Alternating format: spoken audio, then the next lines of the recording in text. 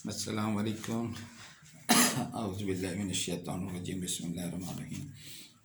देखिए, ये non exact differential equation के हमने कुछ सवाल किए थे, तो अब कुछ और मज़ीद इसके सवाल कर लेते हैं। Question number 5, exercise 9.5।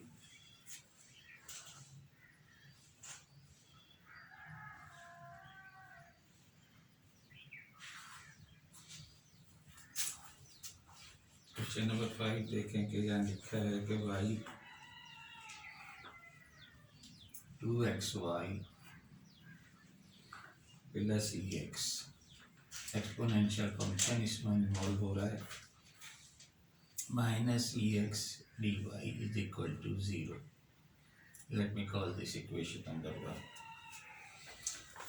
अब देखें, जो सवालात जो कुछ फार्मूले मैंने वहाँ लिखवाए थे उसमें ट्रिग्नोमेट्री और एक्सपोनेंशियल के नहीं थे, अलजेब्रिक के लिखवाए थे। लेकिन उसी जैसे जैसे अलजेब्रिक के थे तो ट्रिग्नोमेट्री में भी हो सकते हैं और एक्सपोनेंशियल में भी हो सकते हैं। तो इसको आप ओपन करें, ओपन करके लिख लें। This implies 2xy square dx plus yex dx minus EX dy is equal to 0। अब देखें, असल में चीज़ जो है, दो चीज़ें ज़हन में रखनी है। अगर कहीं कांस्टेंट होगा तो कांस्टेंट भी ज़हन में रखना है पेयर बनाते वक्त, और उसके साथ साथ dx या dy। तो अगर हम इन दोनों को देखें, इस पेयर को अगर हम देखें, इसे पेयर बनाएं, तो आप देखें यहाँ dx है, इसका मतलब है कि EX का डेरिवेटिव लिया गया है। तो आप जानते हैं कि EX का डेरिवेटिव चूँकि EX ही होता है, इसलिए उसमें कोई चेंज नज़र नहीं आ रही। y को ऐसे ही रखा गया और EX का डेरिवेटिव लिया तो ज़ाहिर है EX आया और उसके साथ साथ dx आया। इसी तरह से माइनस को भी फिलहाल छोड़ो, EX को ऐसे ही रखा, y का डेरिवेटिव लिया तो dy आया। अब चूँकि y है दरमियान में और यहाँ y को ऐसे ही रखा गया है, इसका मतलब है कि डिनोमिनेटर में y स्क्वायर होना चाहिए, जो कि नहीं है। अगर ये माइनस नहीं होता, प्लस होता, तो ये एग्जैक्ट था डेरिवेटिव। लेकिन चूँकि माइनस है, इसलिए माइनस के लिए डिनोमिनेटर में हमारे पास v स्क्वायर होना चाहिए। और v क्या है, v को ऐसे ही रखा जाता है, तो इसलिए v है y, तो y स्क्वायर का डेरिवेटिव। तो बस ये देख के हमें अंदाज़ा हो जाता है कि यहाँ पर इसका इंटीग्रेटिंग फैक्टर क्या होगा, y is 1/y²। Therefore integrating factor is 1/y²। तो 1/y² से आप इक्वेशन नंबर 2 को मल्टीप्लाई कर दें। 2 मल्टीप्लाई बाई इंटीग्रेटिंग फैक्टर, तो 2xy² dx, और इसको आप इस पूरे पेयर के नीचे ही y² इस पूरे पेयर के नीचे लिखें।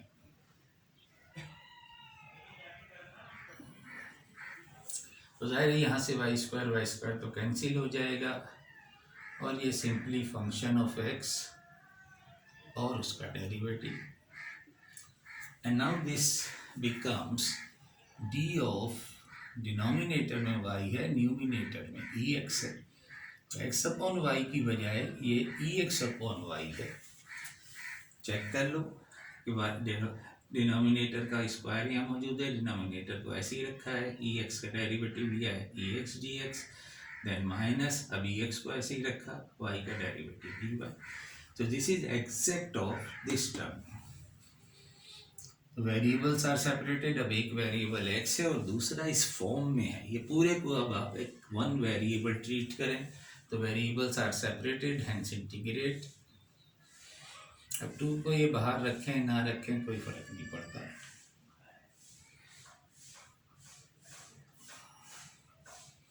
तो बस इंटीग्रेट कर दोगे तो ये आपके पास x² आ जाएगा, ये EX/y आ जाएगा, और कांस्टेंट के इक्वल कर दो इसे, that will be the answer.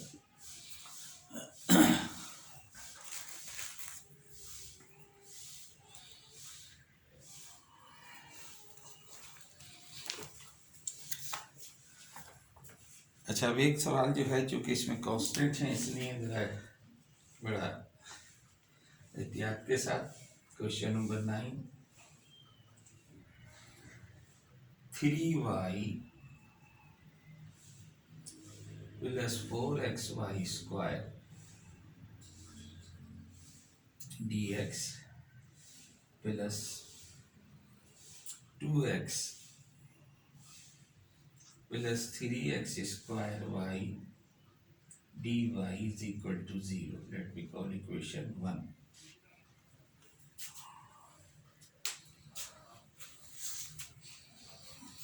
Three Y plus 4xy square dx plus 2x plus 3x square y dy is equal to 0.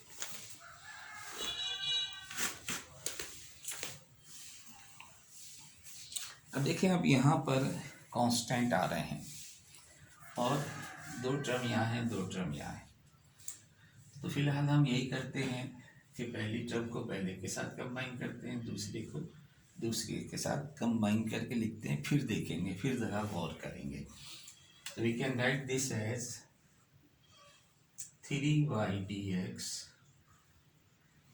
इसका पहली टर्म और इसकी पहली टर्म 2x dy। तो इसे हम एक साथ लिख लेते हैं और इसकी दूसरी term 4x y square dx और इसकी दूसरी टर्म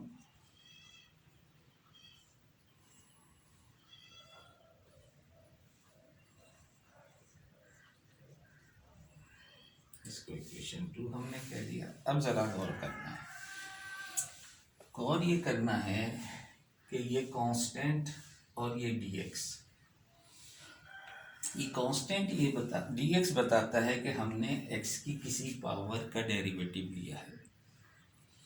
3 ये बताता है कि वो पावर जिसका डेरिवेटिव लिया गया वो 3 थी। इस चीज़ को ज़रा गौर से सुन लो कि dx हमें बताता है कि हमने x के फंक्शन का डेरिवेटिव लिया है। 3 ये बताता है कि हमने जिस चीज़ का डेरिवेटिव लिया है वो x क्यूब था। तो एक्स क्यूब का जब आप डेरिवेटिव लोगे तो 3 आएगा और एक्स स्क्वायर आएगा। एक्स स्क्वायर यहाँ नहीं है, एक्स स्क्वायर यहाँ नहीं है, इसका मतलब है कि एक्स स्क्वायर की कमी है। तो इन दोनों ने हमें ये बताया कि हमने एक्स क्यूब का डेरिवेटिव लिया और हमारे पास एक्स स्क्वायर होना चाहिए जो नहीं है। तो यहाँ से हमें सिर्फ ये पता चला। इसको देखो अगर आप, तो ये दो हमें ये बताते हैं कि हमने dy बताता है y की पावर का डेरिवेटिव लिया है और वो पावर क्या थी, वो 2 थी, यानी y स्क्वायर का डेरिवेटिव लिया। y स्क्वायर का डेरिवेटिव लिया तो 2y होना चाहिए, y नहीं है तो y की कमी है। अब अगर इन दोनों को कंबाइन हम करके लिखें तो ये बन जाता है एक्स स्क्वायर y। अब अगर फर्ज किया हम इसे एक्स स्क्वायर वाई को हम इंटीग्रेटिंग फैक्टर ले लें तो यहाँ जब हम मल्टीप्लाई करेंगे तो यहाँ आ जाएगा 3x स्क्वायर वाई स्क्वायर बन जाएगा। तो 3x स्क्वायर dx बताएगा कि पूरा है, एक्स क्यूब का डेरिवेटिव 3x स्क्वायर dx, इसका मतलब है x वाली बात पूरी हो गई और वाई स्क्वायर हमने एज इट इज रखा है। जब हम इसे मल्टीप्लाई करेंगे तो यहाँ एक्स क्यूब बन जाएगा और ये 2y बन जाएगा। इसका मतलब है हमने एक्स क्यूब को ऐसे ही रखा और वाई स्क्वायर का डेरिवेटिव लिया तो 2y dy आ गया। तो इस पूरे पेयर की जो है कमी वो इससे पूरी हो रही है। अब हमें देखना ये है कि क्या ये पेयर जो है क्या इसकी कमी को भी पूरा कर देगा। पहले तो यहाँ आप देखें कि 4 और dx ये हमें बताता है कि x4 का डेरिवेटिव लिया गया है। x4 का डेरिवेटिव लोगे तो 4x क्यूब होना चाहिए, यहाँ सिर्फ x है। जब आप इस x स्क्वायर से मल्टीप्लाई करोगे तो 4x क्यूब बन जाएगा, इसका मतलब है वो कमी पूरी हो जाएगी। इसी तरह से यहाँ अगर देखें तो 3 और dy यानी 3 dy का मतलब है y क्यूब का डेरिवेटिव लिया गया तो y क्यूब का डेरिवेटिव 3y स्क्वायर होना चाहिए, लेकिन यहाँ सिर्फ y है। लेकिन जब इससे मल्टीप्लाई होगा तो वो कमी y की भी पूरी हो जाएगी। इसका मतलब है ये एक ऐसा फैक्टर है जो दोनों की कमी पूरा कर रहा है, तो बस फिर इसे हम इंटीग्रेटिंग फैक्टर कह देते हैं। तो this is our integrating factor. तो जब इक्वेशन नंबर 2 को आप मल्टीप्लाई करोगे इंटीग्रेटिंग फैक्टर से, तो आपके पास पोजीशन ये होगी कि पहले ब्रैकेट में हो जाएगा 3x² y² dx, दूसरे ब्रैकेट में हो जाएगा 2x³ y dy, ये तो पहला ब्रैकेट बन जाएगा।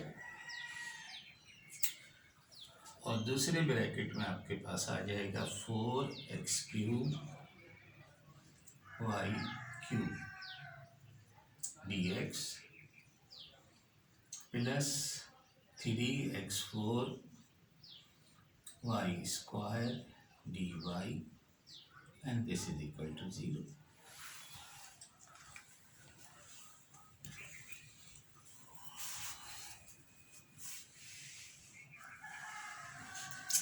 तो पहली टर्म जो है वो एग्जैक्ट है, दूसरी टर्म जो है वो भी एग्जैक्ट है। पहला bracket we can write this as D of, पहला ब्रैकेट किसका एग्जैक्ट है, y² को आपने ऐसे ही रखा है, x³ का डेरिवेटिव लिया है, तो this is x³ y²।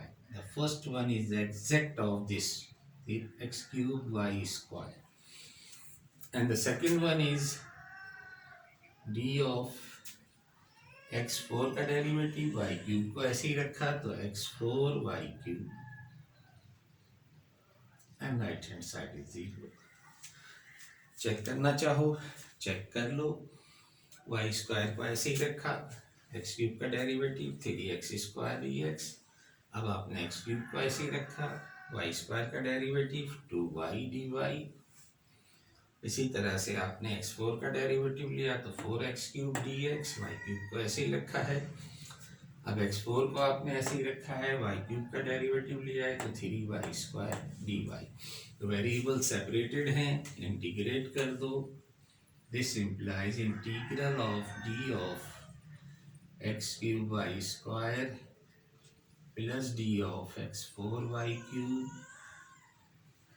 Is equal to 0, और जिसका इंटीग्रल आपके पास आ जाएगा x³ y² plus x4 y³ is equal to constant, that will be the answer.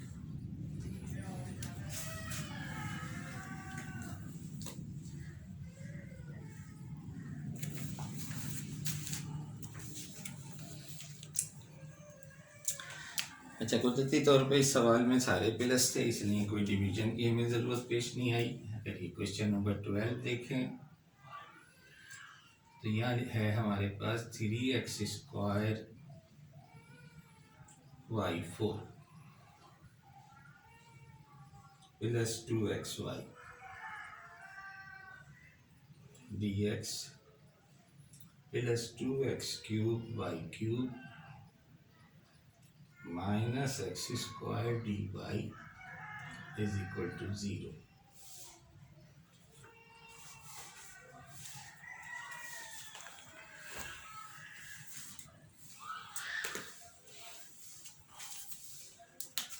तो पहले तो वही पेयर बनाते हैं, जैसे पहले को पहले के साथ, दूसरे को दूसरे के साथ। We can write this as 3x² y4 dx plus 2x³ y³ dy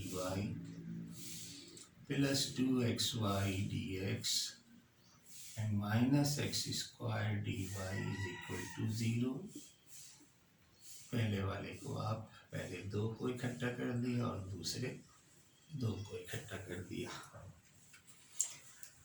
अब गौर करें, 3x² dx तो पूरा है, यहाँ x³ को ऐसे ही रखा गया है, लेकिन यहाँ 2 है और y³ है, इसका मतलब है यहाँ y² ज़्यादा है। अगर y² नहीं हो, कम कर लें इसमें से तो 2y रह जाएगा, तो ये भी एक्सेप्ट हो जाएगा। तो यहाँ अगर आप y² थ्रू आउट कॉमन ले लोगे तो यहाँ y² एज इट इज़ रहेगा और यहाँ y² का डेरिवेटिव मौजूद होगा, तो यहाँ से आप वाई स्क्वायर को कॉमन निकाल सकते हैं। तो ये इसमें कुछ हमें करने की ज़रूरत ही नहीं होगी, सिर्फ और सिर्फ एग्जैक्ट होगा ये। यहाँ देखें तो क्या है, यहाँ देखें तो आप एक्स स्क्वायर को तो ऐसे ही रखा है, यहाँ 2x का डेरिवेटिव मौजूद है dx के साथ, और एक्स स्क्वायर को ऐसे ही रखा है, और dy का y का डेरिवेटिव यहाँ मौजूद है, यहाँ y एज इट इज़ मौजूद है, y का डेरिवेटिव मौजूद है। प्रॉब्लम सिर्फ ये माइनस है, माइनस की वजह से डिनोमिनेटर में वो चीज़ आनी चाहिए जिसे यहाँ ऐसे ही रखा गया है, जो y है, वाई स्क्वायर। तो अगर वाई स्क्वायर से डिवाइड कर दोगे तो यहाँ वाई स्क्वायर फालतू भी है, कॉमन आ जाएगा। तो वाई स्क्वायर से डिवाइड कर दोगे तो यहाँ वाई स्क्वायर आ जाएगा। तो बस देखने से हमें पता चल गया कि यहाँ हमें सिर्फ जो यहाँ वाई स्क्वायर एक्स्ट्रा है, that is in fact integrating factor 1/y square. तो यहाँ this implies equation number 2 multiply by integrating factor. यहाँ से वाई स्क्वायर को कॉमन निकाल लो और वाई स्क्वायर से इसे डिवाइड भी करना है। इनसाइड आपके रह जाएगा 3x square dx, 3x square Y square dx plus 2x cube y dy, और दूसरे ब्रैकेट में आप डिवाइड करोगे 2xy dx minus x square dy divided by Y square, this is equal to 0। तो देखेंगे तो यहाँ से कैंसिल हो गया और अंदर अब जो रह गया है वो एग्जैक्ट है, और इस तरह ये भी एग्जैक्ट बन गया।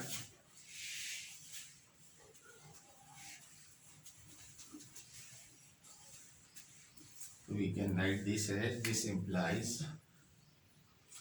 पहला वाला एग्जैक्ट है एक्स क्यूब वाई स्क्वायर का,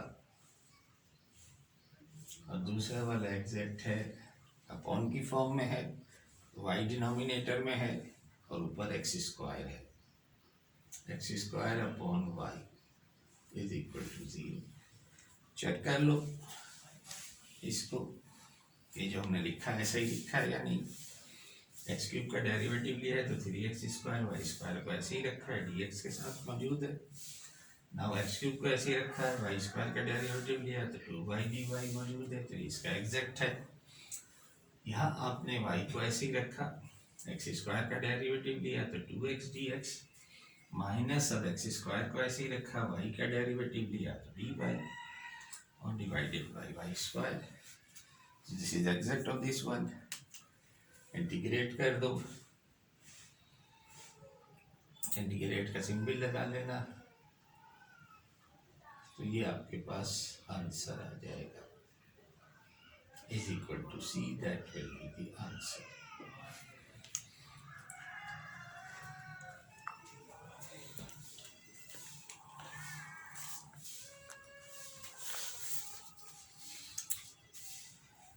एक सवाल यानी को छोटा सा है, question number 15, Y square plus X Y D X minus X square D Y is equal to 0।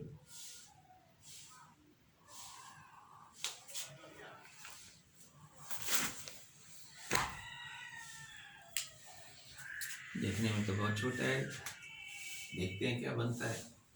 पहली टर्म देखें आप, वाई स्क्वायर डी एक्स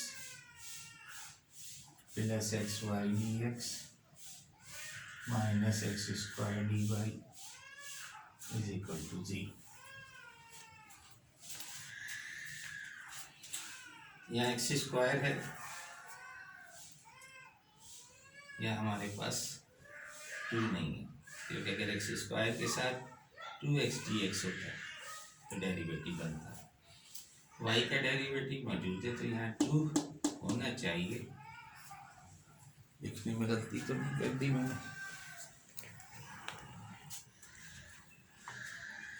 नहीं 2 नहीं है।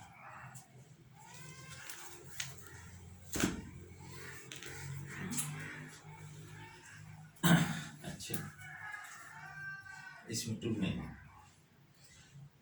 अगर 2 होता तो ये वाई स्क्वायर फालतू था, डिनोमिनेटर में चला जाता।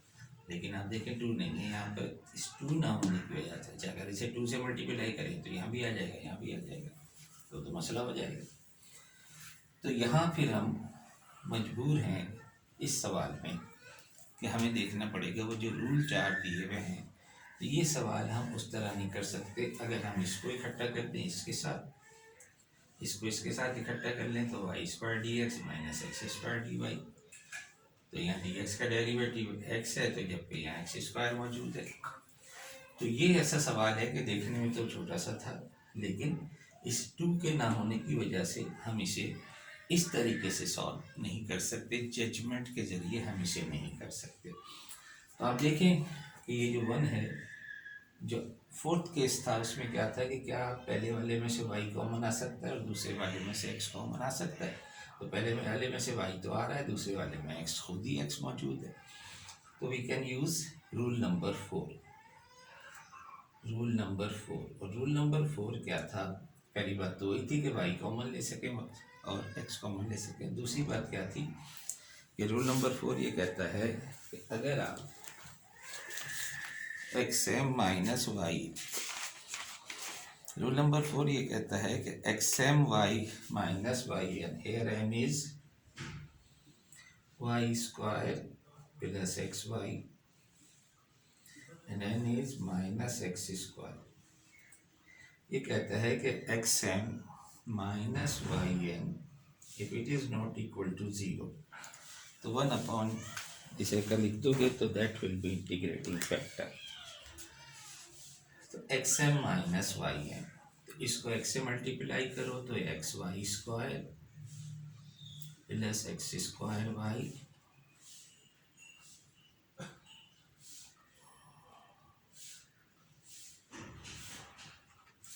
माइनस, इसे आप y से मल्टीप्लाई करें तो ये माइनस माइनस प्लस हो जाएगा एक्स स्क्वायर वाई, तो this is not equal to 0। ये आपके पास आ गया X Y square plus 2x square Y which is not equal to 0, so this will be the integrating factor. Therefore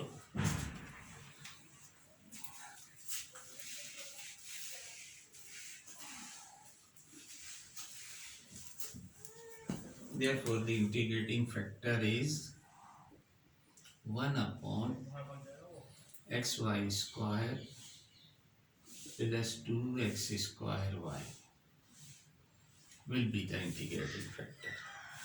अब आप इक्वेशन नंबर 1 को इससे मल्टीप्लाई करें, इक्वेशन नंबर 1 को इससे मल्टीप्लाई करें। अब आप 2 को नहीं करेंगे, 2 पे तो फेल हो गई थी। इक्वेशन नंबर 1 को इससे मल्टीप्लाई करेंगे तो पहली टर्म के साथ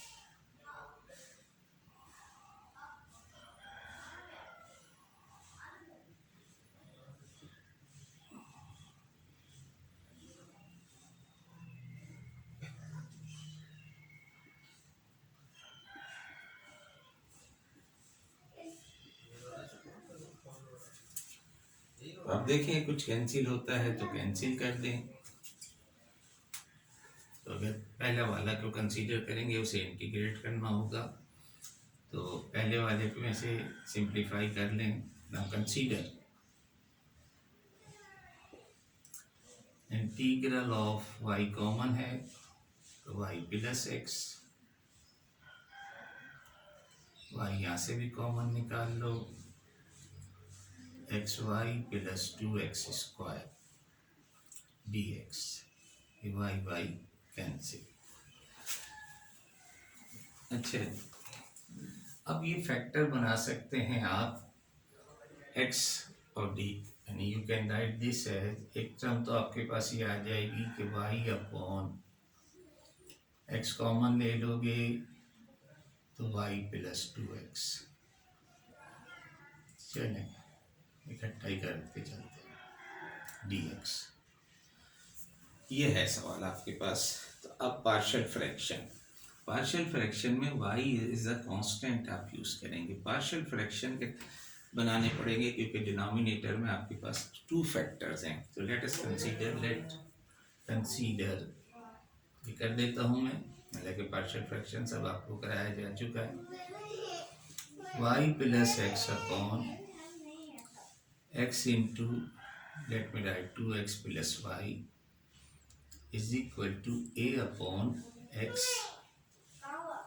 plus b upon 2x plus Y. Let me write equation number 3। Multiply कर दो थ्रू आउट, तो y plus X is equal to a के साथ आ जाएगा 2x प्लस वाई, b के साथ आ जाएगा just x। Late me call equation 4। अब अगर आप x की जगह पे 0 रख दोगे तो a की वैल्यू हासिल हो जाएगी, यानी एक फैक्टर को 0 रखना है, पहले x को कर लो ताकि एक वैल्यू हासिल हो जाए। Put x is equal to 0 in equation 4। x को 0 पुट करोगे तो लेफ्ट हैंड साइड पे y आ जाएगा और राइट हैंड साइड पे a y आ जाएगा। तो यहाँ से आपके पास a की वैल्यू हासिल हो गई 1, a इज 1। अब दूसरा फैक्टर जो है ना, put 2x plus Y is equal to 0, यानी x is equal to minus Y upon 2 in equation 4। तो लेफ्ट साइड पे जो y की जगह x की जगह पे आप left hand side y minus Y upon 2, right hand side पे a के साथ जो है फैक्टर है वो तो 0 हो जाएगा, b के साथ आ जाएगा माइनस वाई अपॉन 2। देखिए यहाँ से आपके पास आया है y अपॉन 2 और ये है माइनस वाई अपॉन 2 b। तो डिवाइड कर दोगे तो आपके पास b की वैल्यू -1 हासिल हो जाएगी। तो a is 1, b is -1, equation number 3 में पुट कर दो। Therefore y plus x upon x into 2x plus Y is equal to 1 upon x -1 upon 2x plus y. तो ये फैक्टर बन गया, इंटीग्रल में रख दो। देयरफॉर इंटीग्रल जो आपने कंसीडर किया था इसे कुछ नाम दे दो, I1 कह दो। I1 is equal to 1 upon x -1 upon 2x plus y d of x, जिसका इंटीग्रल जाहिर है ln x minus ln 2x plus y divided by 1 upon 2, क्योंकि इसका डेरिवेटिव 1 अपॉन 2 आएगा। तो ये आ गया पहली वाली टर्म का इंटीग्रल। और आपको पता है कि दूसरी वाली टर्म में हम सिर्फ वो लेते हैं जिसमें x ना हो, लेकिन यहाँ तो हर टर्म में x मौजूद है। अगर एक कैंसिल भी कर दोगे तो एक होगा, एक रह जाएगा। लिहाजा द सॉल्यूशन इज, अब दोनों में ln मौजूद है तो आप ln को इस फॉर्म में लिख लो